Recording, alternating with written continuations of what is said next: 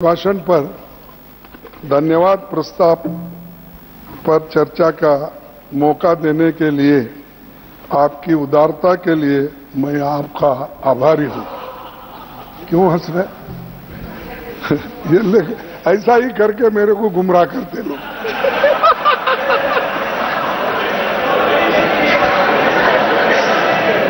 नहीं, चेयरमैन साहब भी वैसा ही करते करके।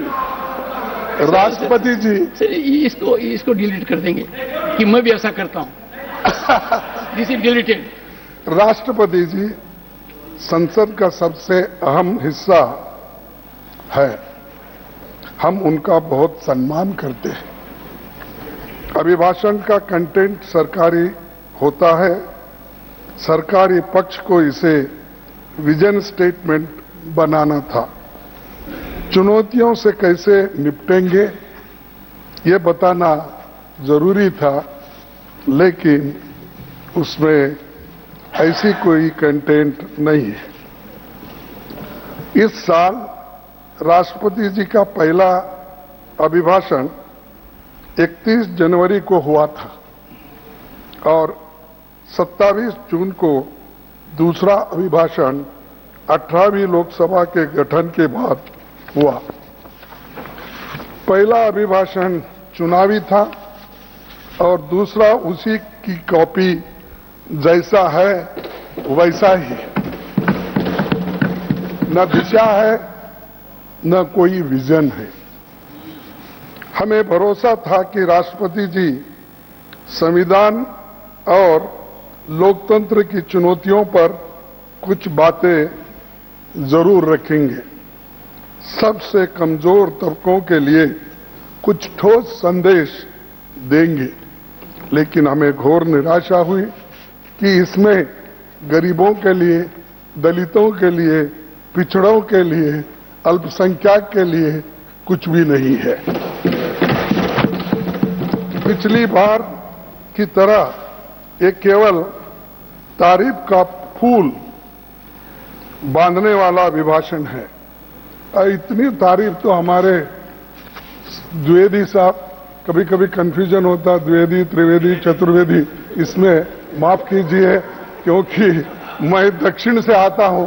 ये इन शब्दों से मैं ज्यादा वाकुफ नहीं। We can have half an hour discussion on this if you want. Pardon? We can have half an hour discussion on this.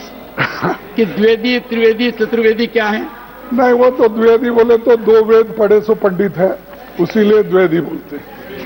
हाँ, त्रिवेदी 3 वेद पढ़े। अब एक चतुर्वेदी बचा, वो 4था वेद पढ़े सो जो आएंगे वो देखेंगे।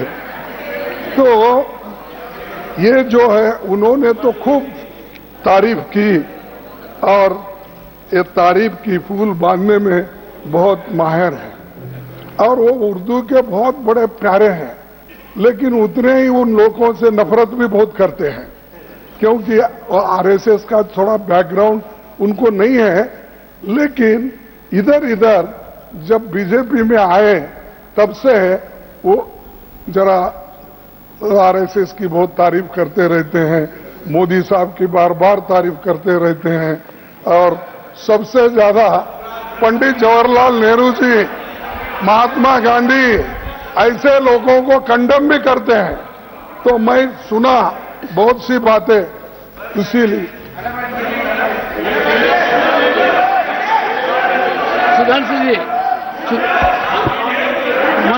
सुधांशु जी, पिछले बार unless the LOP will बुनियादी yield, it मुद्दों is for को him to yield or not to yield. I will give him opportunity.